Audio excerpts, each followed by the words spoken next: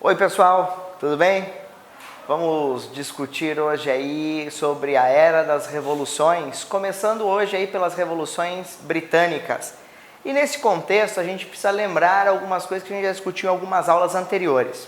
Primeiro ponto importante, estamos finalizando o século XVII e nesse momento a gente tem uma consolidação muito grande da burguesia britânica e dos ideais iluministas. Vamos lembrar aí alguns ideais iluministas que vão pautar esse momento das revoluções tanto na Inglaterra quanto na França.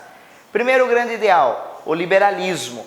E aí a gente tem dentro da ideia do liberalismo o conceito de propriedade privada, de liberdade política e de liberdade religiosa, que vão ser coisas bem importantes aí no contexto britânico no final do século XVII e início do século XVIII.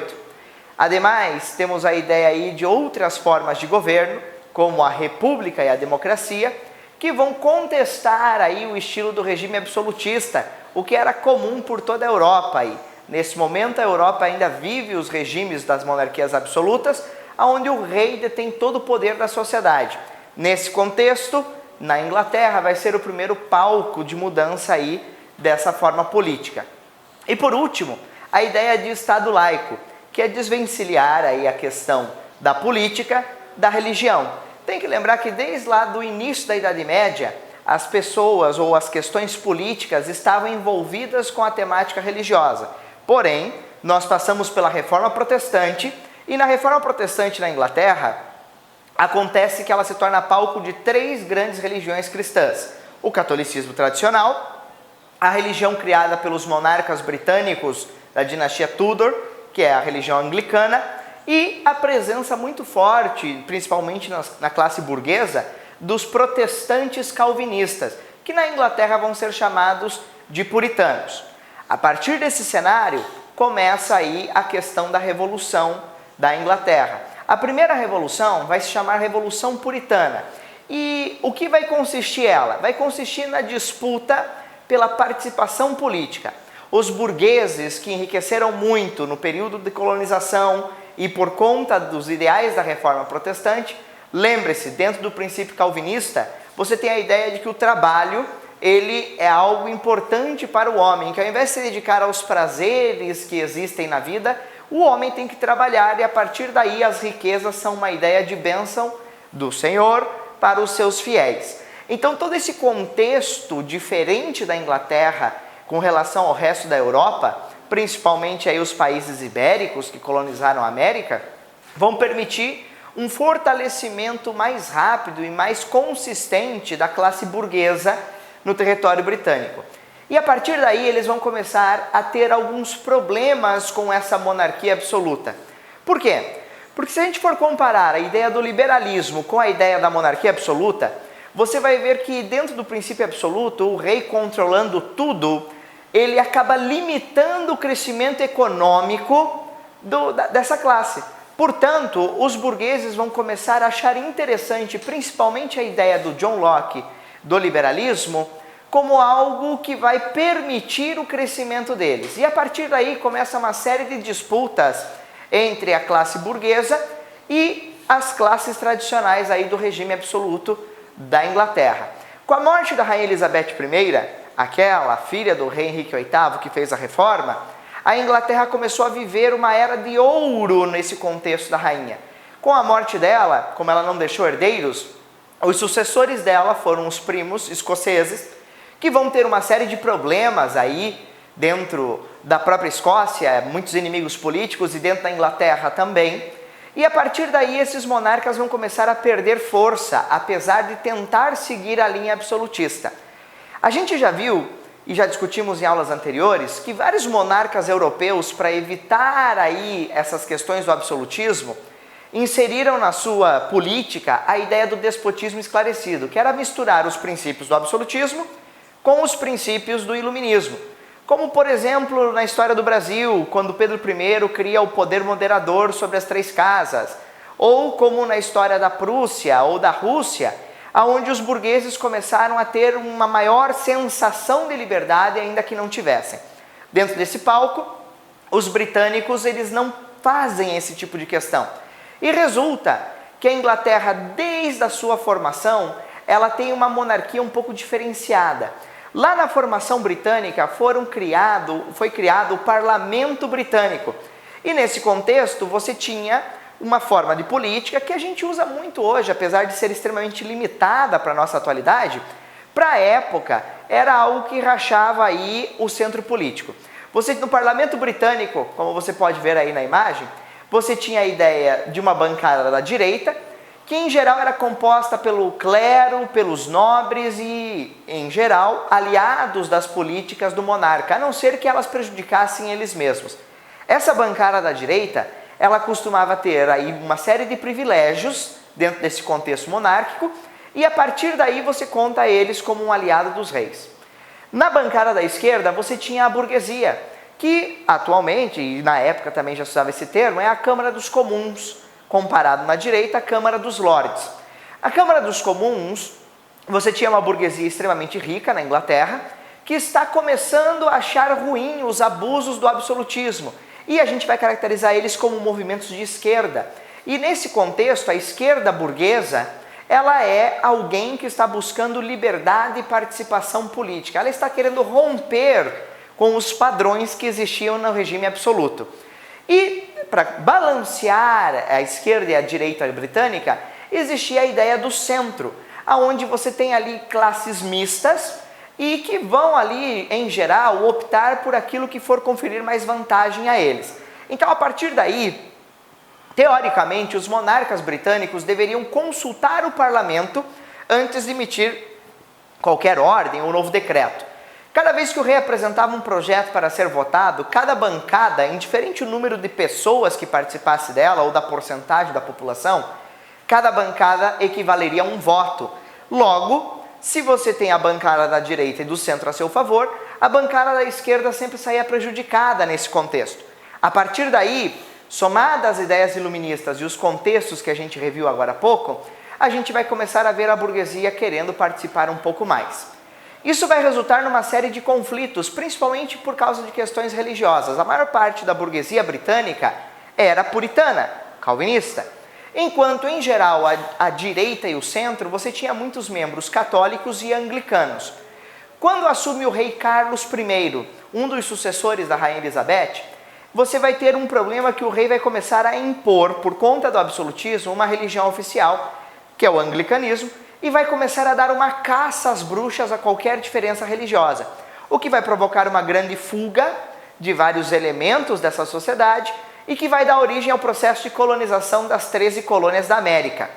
Ali, a gente vai ter a formação do que a gente chama hoje Estados Unidos da América. A partir desse momento, o rei Carlos começa a entrar em um embate com a bancada da esquerda, que vai cada vez mais ganhar fôlego perante a população e perante ao contexto da época, até porque são eles que financiam o Estado absoluto.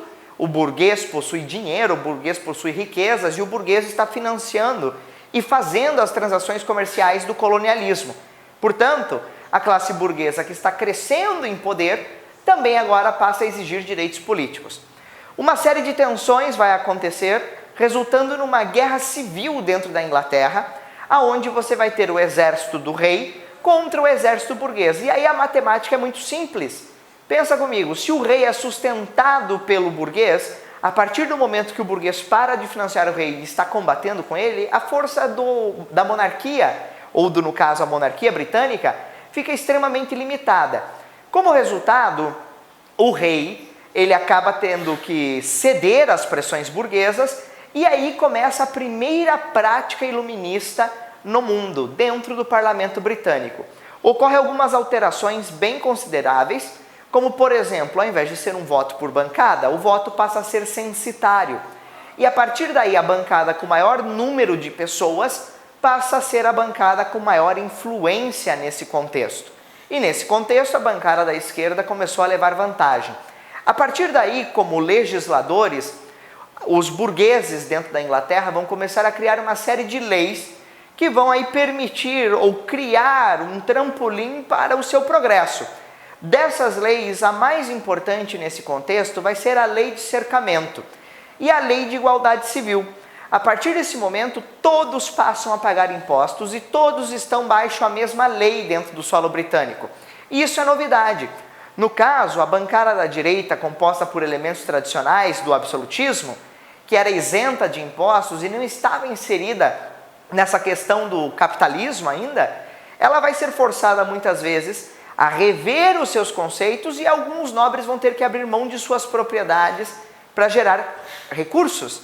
E nesse contexto, com a lei de terras, você vai ter aí a ideia, a lei do cercamento, você vai ter a ideia aí de que quem pode ter terras é quem pode pagar por elas. A partir desse momento, dentro do solo britânico, começam a se formar latifúndios controlados por burgueses. E isso vai reconfigurar toda a situação econômica da Inglaterra.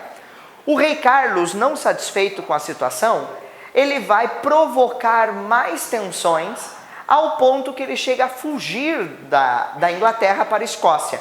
Porém, os seus adversários políticos dentro da Escócia vão entregar ele ao parlamento britânico e ele vai ser julgado e condenado conforme a lei da época, como um traidor, como alguém que está corrompendo ou prejudicando o Império Britânico.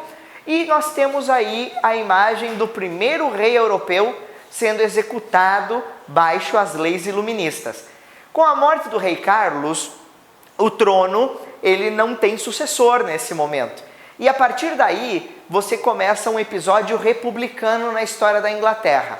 O líder do parlamento, Oliver Cromwell, ele vai assumir o controle britânico e a partir daí, ele vai reformular a economia, projetando ainda mais a capacidade dos burgueses, transformando a Inglaterra na maior potência do mundo aí nesse contexto. O Cromwell vai governar uma república, em teoria, porque ele vai ficar ali até morrer. Logo, o Cromwell parece muito mais um ditador do que em si um presidente republicano. Porém, durante o governo dele, ele cria uma segunda lei que vai ser de grande peso para a burguesia britânica, que é o Ato de Navegação. E o Ato de Navegação consistia no seguinte: a Inglaterra era o país com o maior número de colônias no mundo nesse contexto. Resulta que, com o maior número de colônias, maior número de produtos. Maior número de produtos, você tem mais países dentro da Europa ou colonizados pelas potências europeias que carecem desse consumo.